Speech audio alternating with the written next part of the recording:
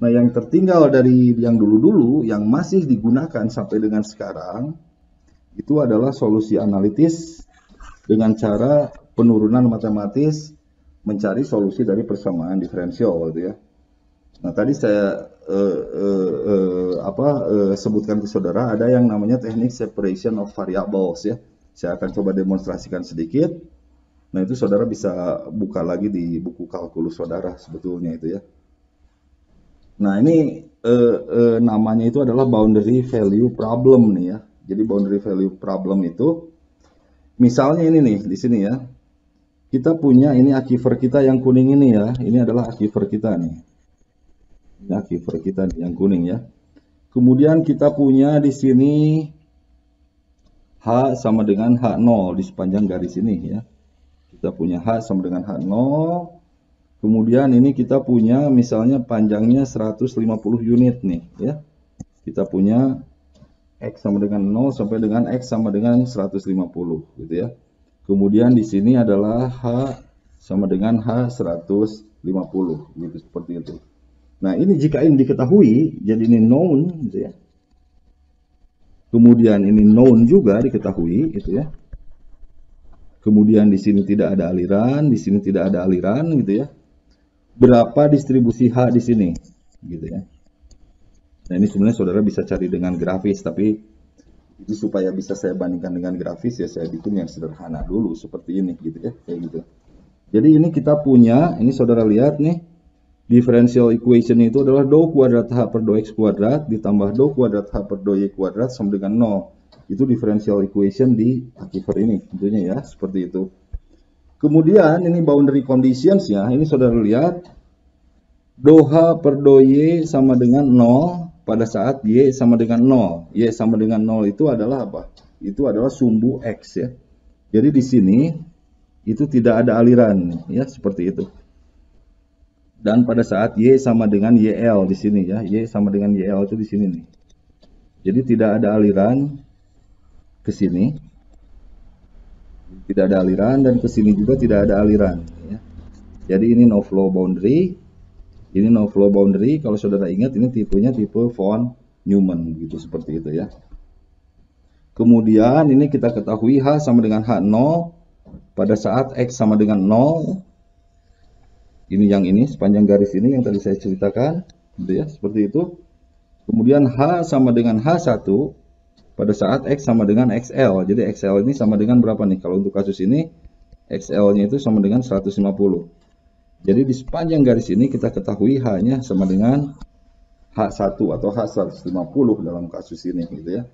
Nah, bagaimana cara kita mencari solusi analitis dengan teknik kalkulus dari persamaan diferensial yang ini dengan kondisi boundary yang ini ya.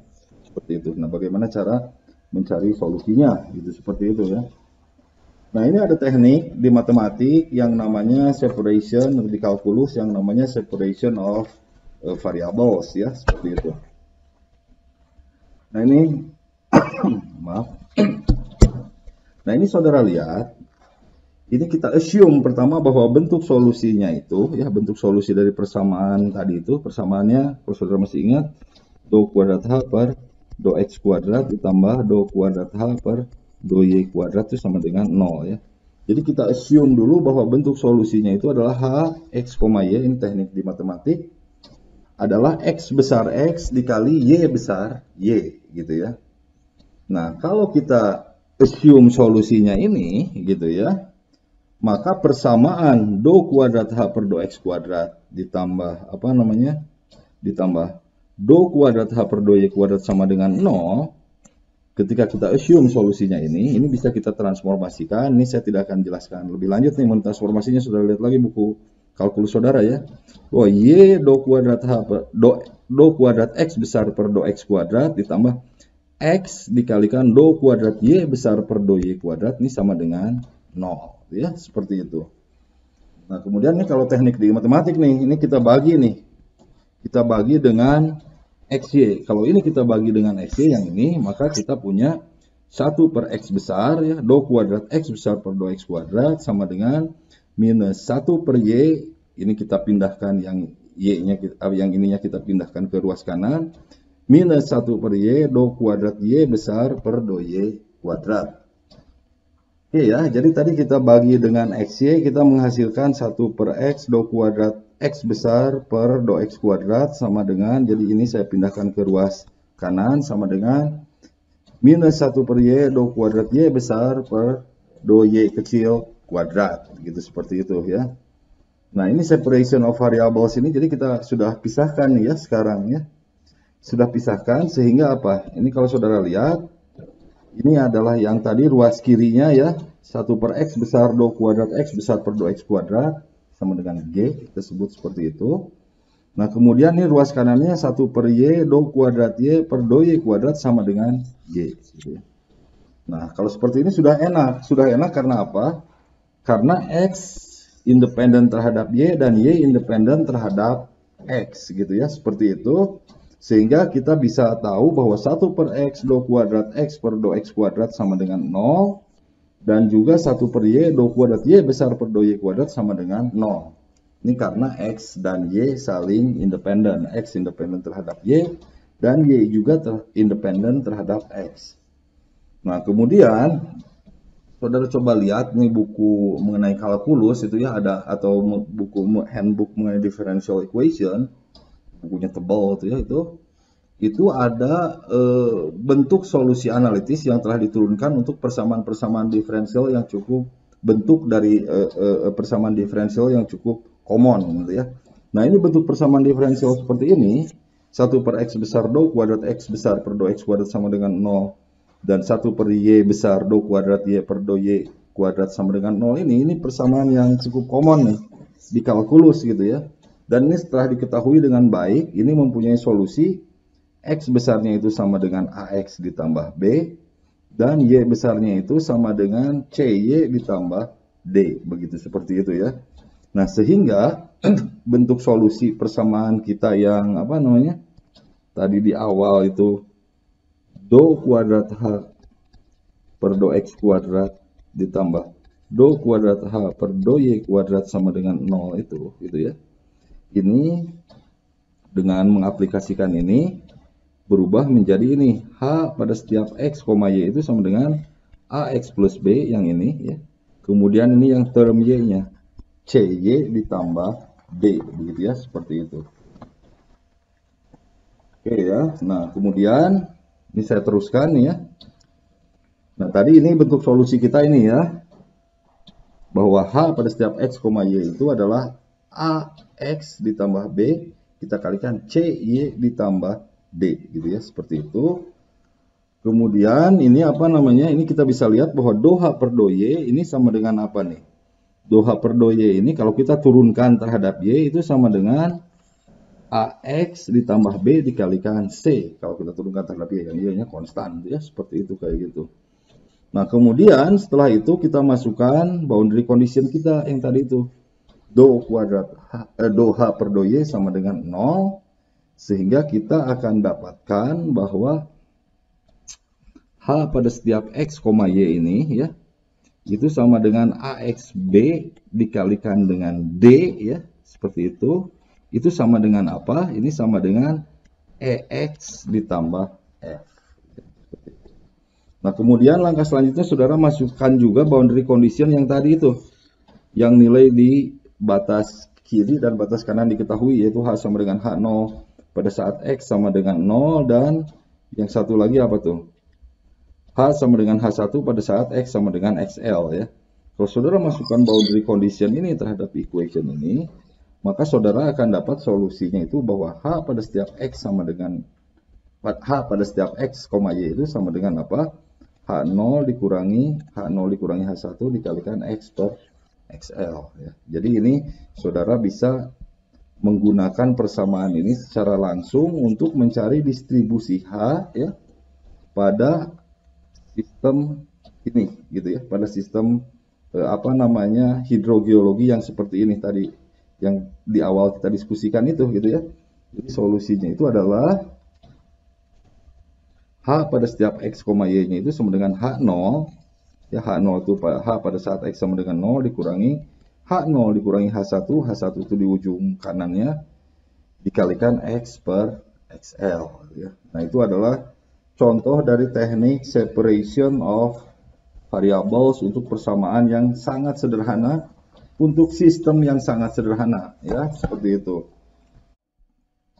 Oke ya, nah seperti saya sebutkan, sekarang saya akan coba diskusikan mengenai solusi analitis untuk aliran air tanah pada kondisi transient ya, 2 dimensi ya, untuk media yang homogeneous dan isotrofis. Jadi ini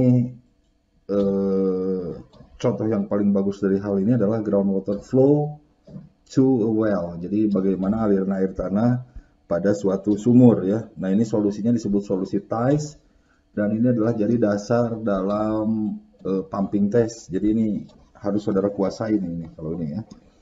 Jadi ini saudara lihat, ini ada sumur misalnya seperti ini ya. Ini sumur. Terus kita pompa gitu ya. Kita pompa untuk keperluan housing di sini, misalnya seperti itu. Jadi mula-mula muka air tanahnya di sini nih, ya. Jadi ini muka air tanah awal, kemudian seiring dengan waktu muka air tanah akan turun, ya. Seperti itu, turun terus itu. Jadi ini ngomong-ngomong sumurnya ini mengambil dari confine aquifer di sini, ya, seperti itu. Nah, ini saudara lihat, misalnya di sini ada housing yang lain, dia pasang sumurnya hanya sampai di sini, tentunya sumurnya setelah waktu yang ini, sumur di sini setelah berapa nih, dalam kasus ini setelah 5 bulan ya, sumur di sini di housing yang ini akan kering. Jadi ini apa namanya, groundwater flow through a well ya, contohnya ini. Nah, jadi ini saudara lihat, kalau saudara lihat ini untuk kondisi yang homogeneous dan isotropis, turun di kanan dan di kirinya ini adalah sama gitu ya. Nah, jadi ini penampang nih, kalau kita bikinkan plan view seperti apa? Kalau kita bikinkan plan view, maka penurunannya itu, ya, kalau saudara lihat di sini, maka penurunannya itu bentuknya jadi radial, gitu ya.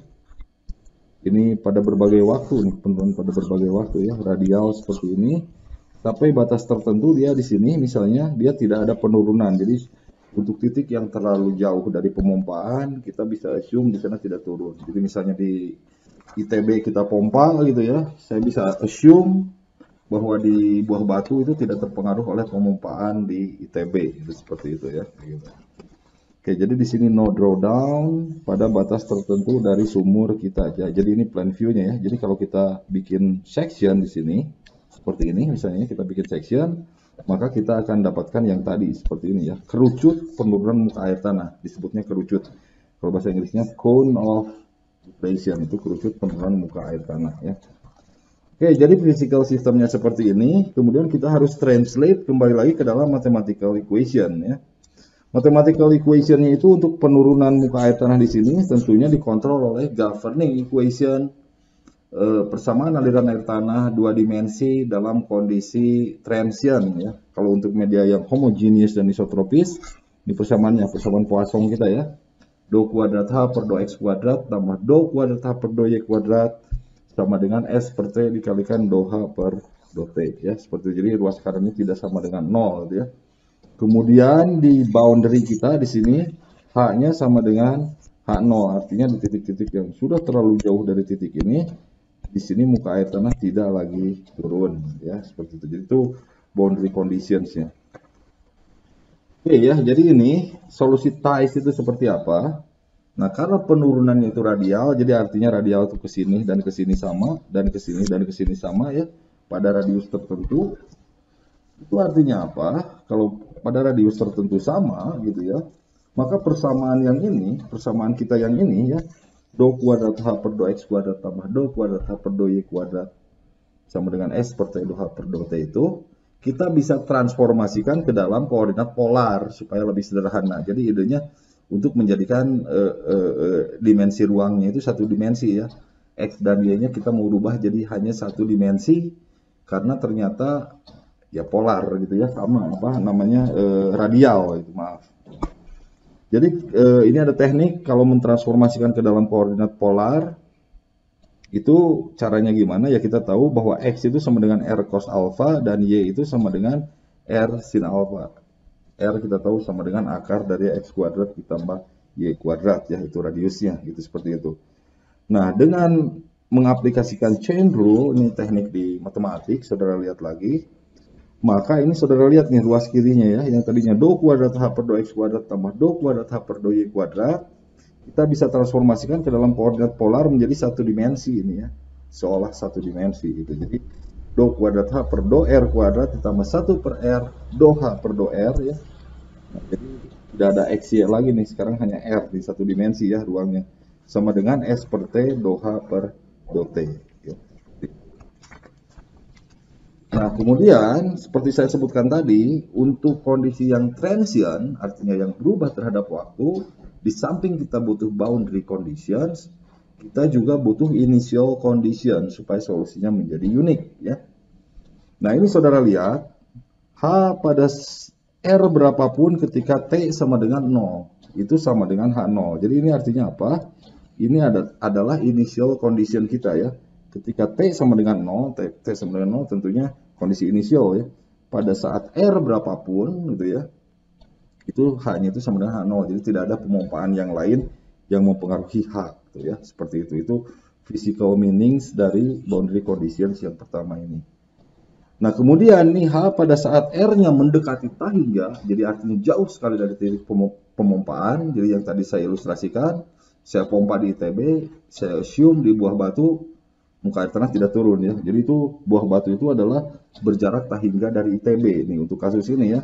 Pada T berapapun itu sama dengan H0 gitu ya, seperti itu. Jadi ini adalah boundary condition kita gitu ya. Nah, kemudian ini tambahan nih, kalau kita ambil, kita pompa ya di sekitar titik pengeboran itu, saya tidak akan diskusikan lebih jauh nih mengenai hal ini ya.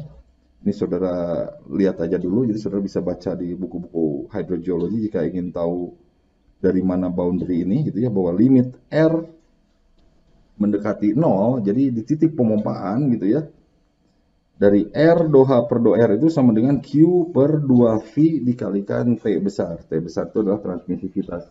Ini untuk T lebih besar dari 0. Jadi ini di titik pengeboran ya. Titik pengeboran itu saudara bisa lihat dari limit ketika R-nya menuju 0 gitu ya. Jadi di titik itu gitu ya, seperti itu.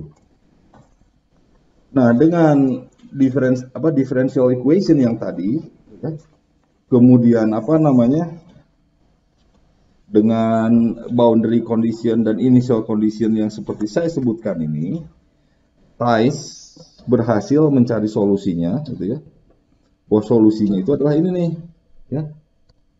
Bahwa H0 dikurangi H pada setiap R, T. Jadi ini artinya apa nih? H0 dikurangi H. Jadi delta H. Jadi penurunan muka air tanah. Itu sama dengan Q per 4V dikalikan T dikalikan integrasi dari ini ya. Nah, integrasi dari ini, dari U sampai dengan tahingga gitu ya, dari E pangkat minus U kali DU per U, ini well known nih, di matematik sebagai apa nih? Exponential integral ya. Jadi ini sudah ada nih orang yang mencari solusinya nih ya. Nah, U-nya ini apa? U-nya ini, kalau di kita nih di hidrogeologi, U-nya itu sama dengan R kuadrat dikalikan S besar. S besar storativitas, sudah saya bahas di kuliah sebelumnya. Dibagi dengan 4 kali T besar, transmisivitas, dikalikan T kecil, itu adalah waktu gitu ya. Jadi U-nya itu adalah ini nih. Seperti ini gitu ya. Nah, kalau saya sederhanakan lagi, H0 dikurangi H pada setiap R, T itu adalah delta H. Ini Q per 4V kali T tetap. Nah, ini exponential integral ini dengan U sama dengan ini gitu ya. Itu well known itu di di hidrogeologi itu disebut sebagai WU atau well function. Dan ini sudah ada tabelnya sehingga kita tidak perlu menghitung exponential integral ini ya. Sudah ada tabelnya kayak tabel logaritma nih. Ini yang akan saya tunjukkan ya. Jadi misalnya seperti ini nih, WU ini ya. Jadi misalnya kita punya ketika U-nya sama dengan 4,6 kali 10 pangkat minus 4, ini sudah ada tabelnya nih, berapa WU-nya ya. Jadi 4 kali 10 pangkat minus 4 ya, 4,6. Jadi 4,6 ini 4 kali 10 pangkat minus 4, ini 5 kali 10 pangkat minus 4, nilainya ini ya. Jadi ini 4 kali 10 pangkat minus 4. Ini 5 kali 10 pangkat minus 4. 4,6 kali 10 pangkat minus 4 tentunya ada di antara 4 kali 10 pangkat minus 4 dan 5 kali 10 pangkat minus 4. Jadi mungkin di sini gitu ya. Dan ini nilainya ada di antara 7,25 dan 7,02 ya. Kalau kita hitung secara precise, nilai WU-nya itu adalah 7,12 gitu ya. Jadi ini sudah ada tabelnya. Ini tidak perlu saudara hitung lagi, tidak perlu saudara hitung sendiri mengenai eksponensial integralnya ya. Nah, jadi saya tuliskan lagi di sini ya. Saya tuliskan lagi di sini, kita punya persamaan tadi itu adalah bahwa delta H itu sama dengan Q per 4V kita kalikan T besar, transmisivitas kita kalikan WU ya. Di mana U-nya itu sama dengan apa tadi itu? R kuadrat kali S besar dibagi dengan 4T kali T. Jadi ini artinya apa? Kalau kita mengetahui berapa storativitas aquifer, kemudian berapa transmisivitas aquifer ya. Maaf. Jadi kalau saudara tahu storativitas aquifer berapa, saudara tahu transmisivitas aquifer berapa, kita tahu aquifer itu dipompa dengan kecepatan berapa, saudara bisa mencari berapa penurunan muka air tanahnya ya pada jarak tertentu dan pada waktu tertentu ya dengan mengaplikasikan solusi TAIS ini ya. Jadi saudara ini harus kuasai ini ya. Karena ini yang jadi dasar dari pumping test ya, solusi TAIS ini. Oke ya, jadi itu adalah contoh dari solusi analitis. Yang paling penting ini adalah TAIS ini gitu ya.